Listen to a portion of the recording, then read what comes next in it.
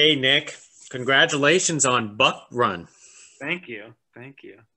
So, what initially brought you on board to a project like Buck Run here, which is quite dramatic? Yeah. Well, the original script really resonated with me because it dealt with certain things, namely the fact it dealt with teen grief, and it was strikingly similar to my adolescence because my mother did pass away as well when I was 17 years old, and my father and I had to kind of figure out how to reanalyze our relationship, so to speak. So I understood what it was like. I understand teen grief very well and went through that. Having the opportunity to express that in a movie was really, I couldn't pass that up. So how did you want to approach like that? Because obviously you added that personal touch to the story. Yeah. Well, I just tried to have it be a catharsis, so to speak. I had to deal with a lot of things. Like until I made the movie, I hadn't even thought about the fact that my father had been grieving as well. So I just allowed it to be a catharsis. That was really the way that I approached the movie. That's that sounds really tough, Nick. Especially, I mean, doing a movie that is so personal and so touching like this. Uh-huh. Can you actually separate and just tell yourself that this is just a job, or do you basically just let your emotions go? My, Because I'm watching it and I feel emotional. I'm glad. I'm glad that it had that impact. No, I don't know if I had very few moments where I saw things as just being, like you said, like it just being a job. I had very few moments where that was the case. I was mostly just on this roller coaster ride of emotion, and that does play itself out in the movie. It's true. It really does. Yeah. Well, the central character of your film is with the team that you actually brought, which with Nolan. Could you talk about finding that perfect kid to play this? Because this is not a light-hearted Yeah. movie, so you have to find that perfect child actor for this. Yeah, Nolan was. It was really important to me because I think on the surface, the character could have been played in this very like teen macho kind of way. And we'd seen a lot of movies like that where there's some kid that's very macho and he has to kind of overcome, he has to kind of challenge his father, and there's this machismo thing. So it was really important to me that not be the case, that we find a really sensitive kid. And Nolan was just, he was just that. He was the first person that auditioned, and he just exuded that kind of sensitivity. And he just ruined it for everybody else that auditioned. He was just too good. We couldn't pass it up. And he brought that so perfectly to the film, that kind of sensitivity. And then, of course, you would actually bring in James as the father, which is the other side of the story, which Right. is it, and he's terrific too. I would have to say. Yeah, he's I think he's one of the best actors of our time, to be honest with you. I think he's just incredible. I didn't really even meet James LeGros until like a year after we made the movie, because he was just William the whole time. I think he stayed in character. I believe he was in character the entire shoot. Really? Yeah, I think so. I mean, I remember meeting him. I really felt like I met him when we had coffee in LA like a year later, and he was kind of like a different guy. He had his long hair tucked behind his ears, and he was kind of a surfer. And I just really appreciated how much of a craftsman he was. He really brought that. He just completely embedded himself in the part. Wow, that must have been something to witness on set. Yes, yeah. I can remember the first time I was on set with him. He was doing a line outside of the house, and I just heard his voice, and I was like, that's William. He's got it. With the father himself, because I was fascinated with that character, was because the fact that he had his own grieving style, sort of like the escapism of like hunting Yeah, and I wanted I did at first I thought it was just laziness, but then I realized he was just like trying to sleep everything off. yeah, yeah, yeah. Yeah. Could you talk more about the development of both, the father and child throughout this movie, because it's fascinating, because this is what makes great stories on film. Right. I mean, I think that, yeah, he's somebody who, I think that father and son, they don't necessarily know how to. That's kind of the great thing about having this sensitive kid and this kind of more macho father, is that they just are constantly missing each other. It's not like Shaw has to overcome his father or beat his father. It's that they're missing each other, and all along there's hopefully love that is going to bring them back together. But they keep missing it throughout the film until the very end.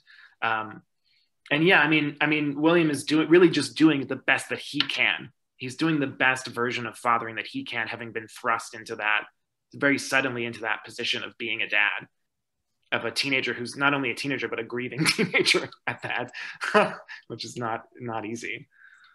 I know that the funeral scenes, the son going back to the funeral parlor, that was rough.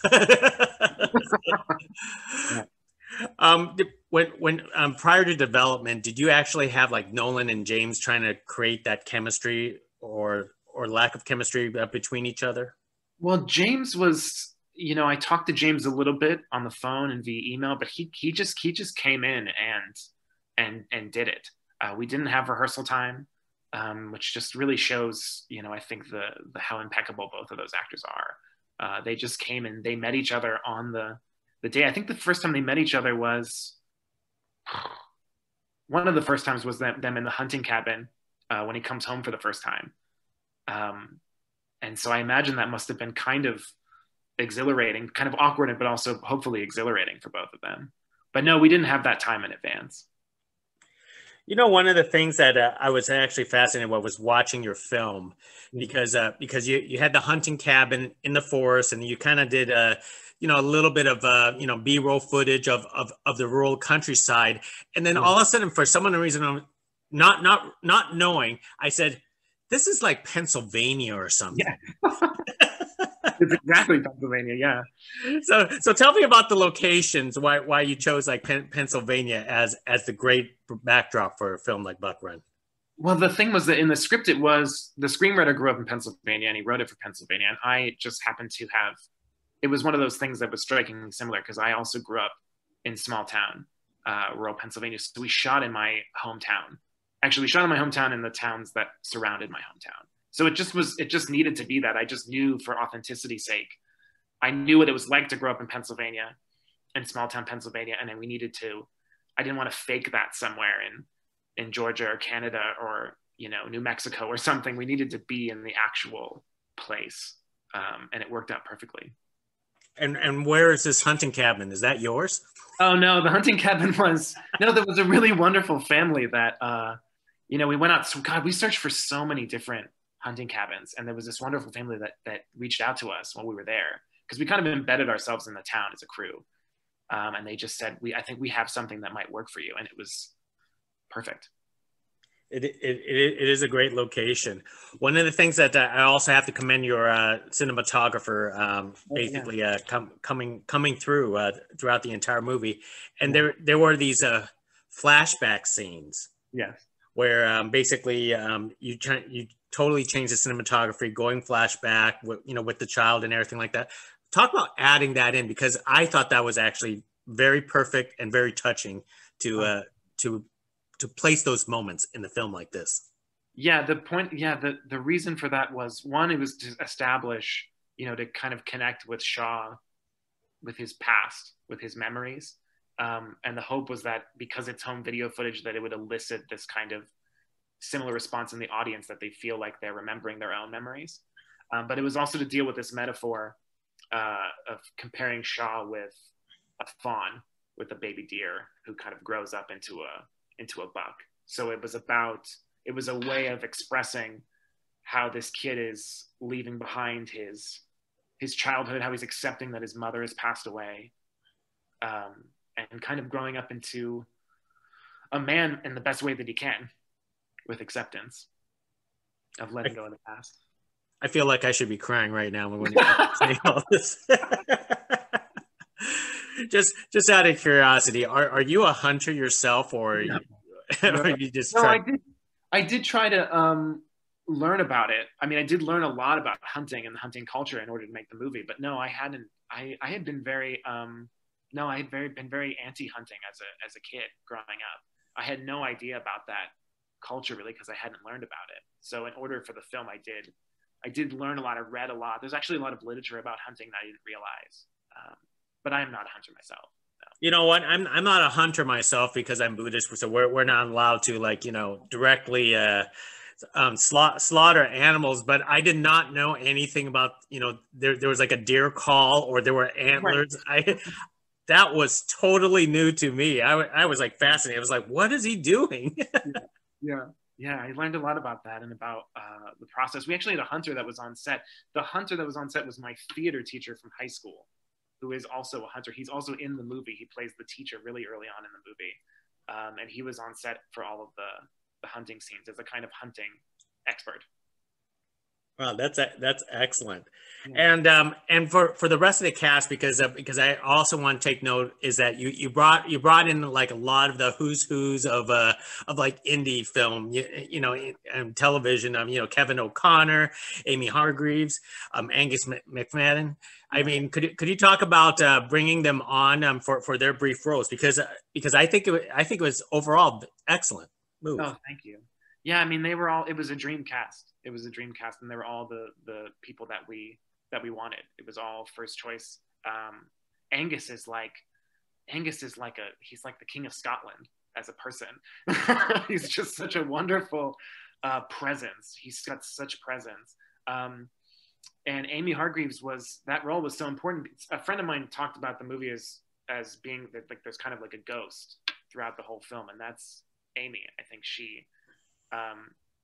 her presence in those scenes is something that has to last and be there at all times. And she's just so enigmatic, and she just allows that to be the case the whole movie.